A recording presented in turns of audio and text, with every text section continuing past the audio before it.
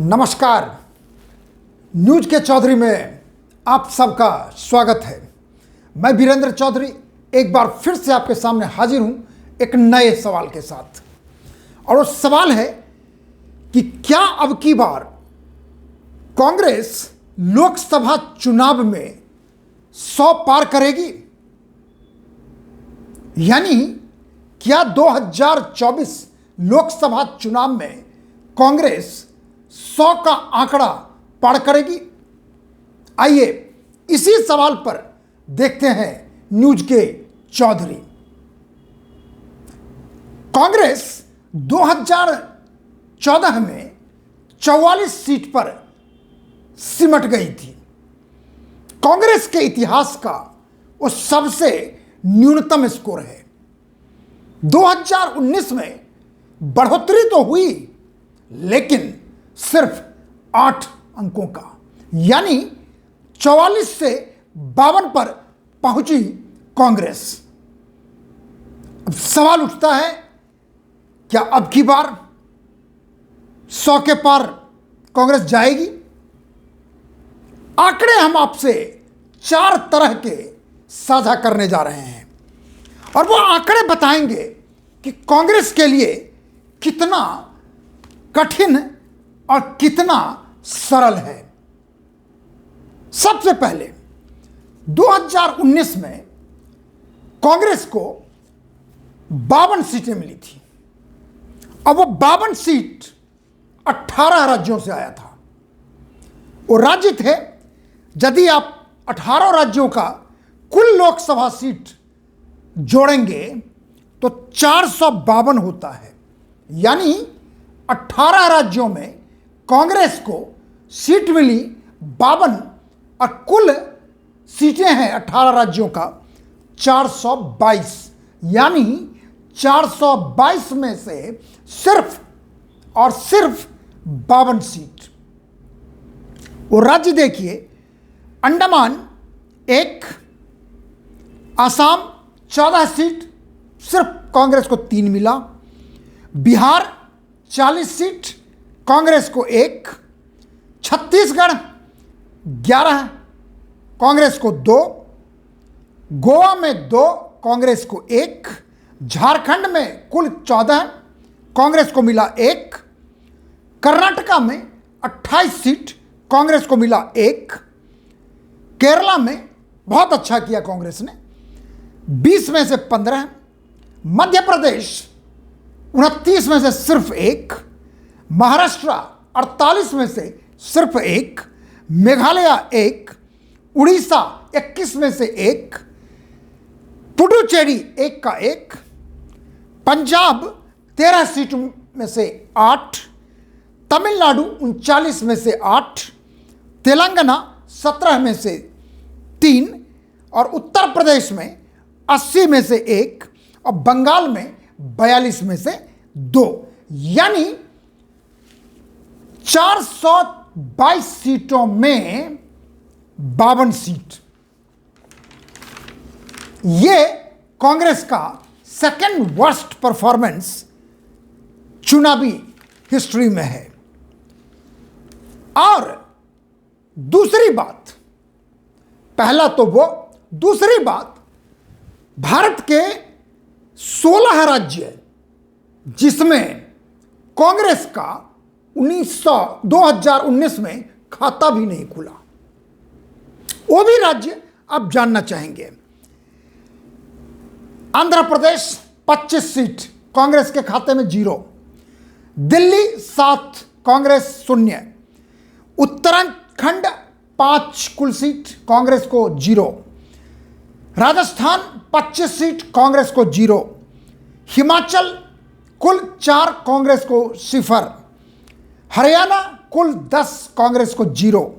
गुजरात कुल सीट 26, कांग्रेस को मिला 0। दादर नगर हवेली 1। लक्षद्वीप 1। कहने का मतलब है कि कांग्रेस को 16 राज्य ऐसे थे जहां पे तकरीबन 114 सीटें थी उसमें कांग्रेस का खाता तक नहीं खुला।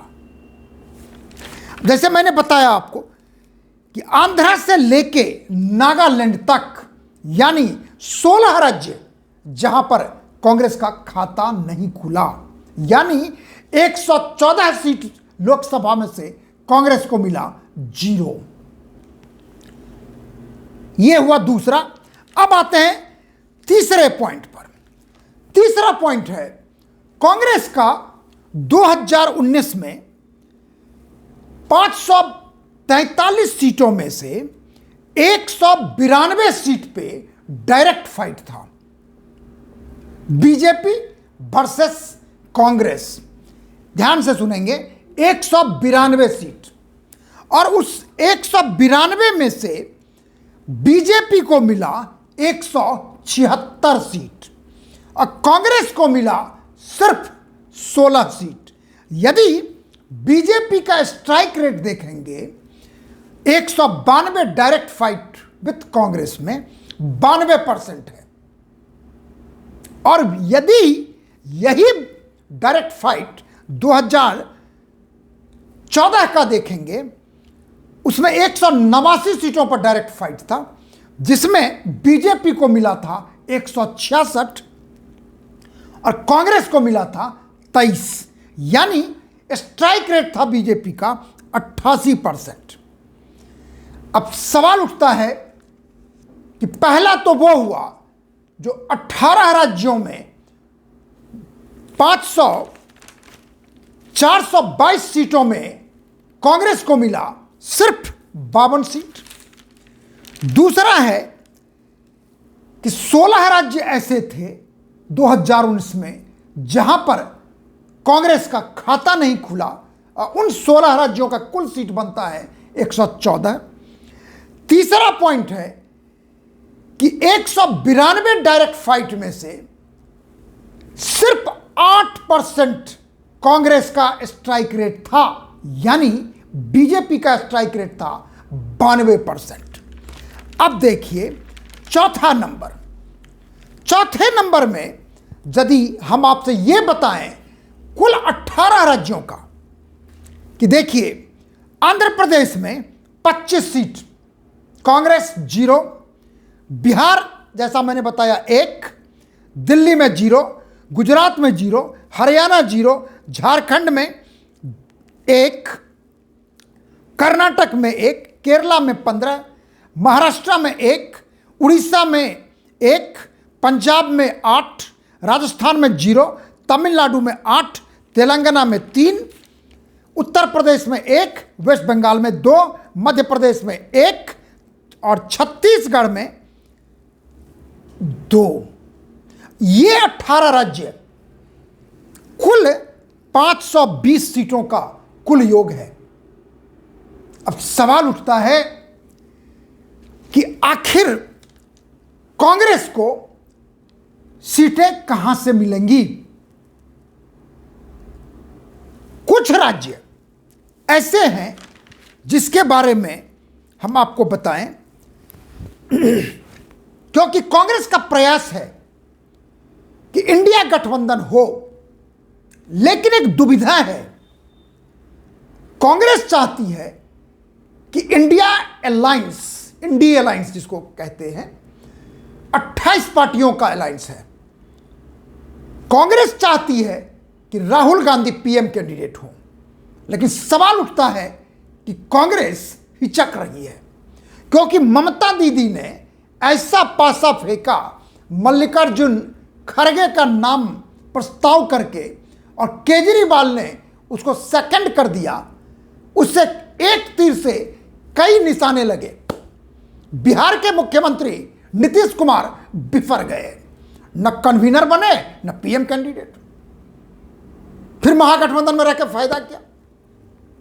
शरद पवार नाराज हो गए। कांग्रेस में भी नाराजगी बोल नहीं सकते, क्योंकि कांग्रेस की आंतरिक स्थिति यह है कि वो चाहते हैं कि राहुल गांधी बने पीएम कैंडिडेट। लेकिन सवाल यह होता है कि पीएम कैंडिडेट बनेंगे कैसे। मैं आपको एक आंकड़ा बताता हूं।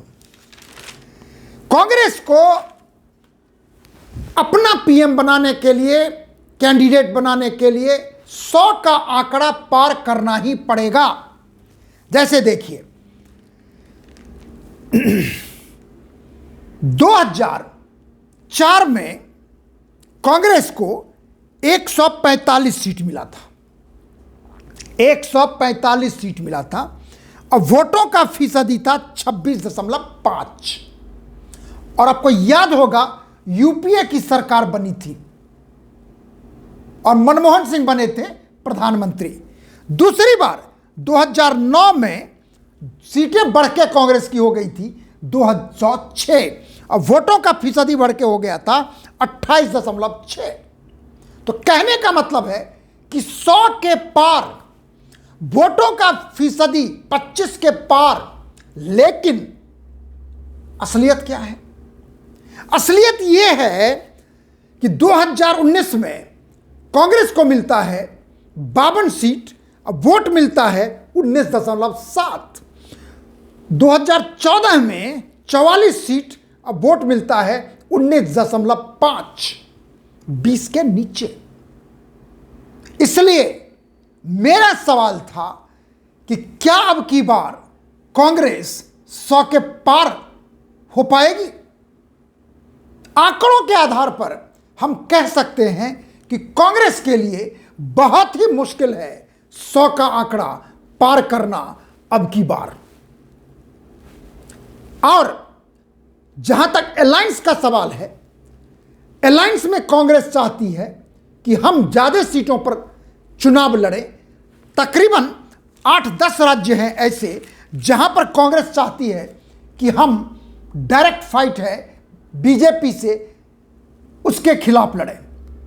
लेकिन अरविंद केजरीवाल हो, चाहे नीतीश कुमार हो, चाहे शरद पवार हो, उनका तर्क अलग है। नीतीश कुमार का कहना है कि आप अपने हिसाब से तो डायरेक्ट फाइट में लड़ना चाहते हैं अधिकांश राज्यों में, लेकिन अपनी सीट आप दूसरे को नहीं देना चाहते। इसलिए नीतीश कुमार का कहना है कि बिहार में उनको पिछले चुनाव में एनडीए अलायंस में 17 सीट का शेयर मिला था, जिसमें 16 सीट पर जीते थे। ठीक उसी प्रकार महाराष्ट्र में शिवसेना उद्धव ठाकरे ग्रुप का कहना है कि हम 23 सीट पर चुनाव लड़ेंगे। अब सवाल उठता है कि 48 में से कांग्रेस को कितना मिलेगा, उद्धव ठाकरे को कितना मिलेगा, शरद पवार जी को कितना मिलेगा। उसी प्रकार बिहार में 40 सीटों में से यदि नीतीश कुमार को ज्यादा दबाव डाला गया कि 17 सीटें नहीं मिलेंगी, तो सवाल उठता है कि न कन्वीनर बने नीतीश, न पीएम कैंडिडेट बने, क्या वो सीट भी गंवा देंगे? इसलिए मेरा सवाल है कि ऐसी स्थिति में कांग्रेस के लिए 100 का आंकड़ा पार करना बहुत ही दुरूह लग रहा है, कठिन लग रहा है। लेकिन हम अक्सर कहते हैं कि राजनीति और क्रिकेट में हम अनुमान लगा सकते हैं, लेकिन वो अनुमान परिणाम नहीं होता और परिणाम के लिए हमें इंतजार करना होता है चुनाव का। और चुनाव होगा अप्रैल मई में और देखेंगे कि कांग्रेस अब की बार 100 के पार हुआ या नहीं हुआ। आखिर में मेरे YouTube चैनल को आप जरूर सब्सक्राइब कीजिए, आपसे मेरा ये निवेदन है। और एक बात और, यदि आप हमारे कार्यक्रम को पसंद करते हैं तो इसे आप लाइक करें, शेयर करें, और यदि कुछ कहना चाहते हैं तो कमेंट सेक्शन में जाके आप अपनी बात जरूर लिखिए। और मैं कोशिश करता हूं कि आपके जो भी कमेंट होते हैं उसको मैं पढ़ता हूं और उसका मैं जवाब देता हूं और देता ही रहूंगा। और मैं आशा करता हूं कि आप सब्सक्राइब जरूर करेंगे @न्यूज के चौधरी को। बहुत बहुत धन्यवाद। नमस्कार, शुभ रात्रि।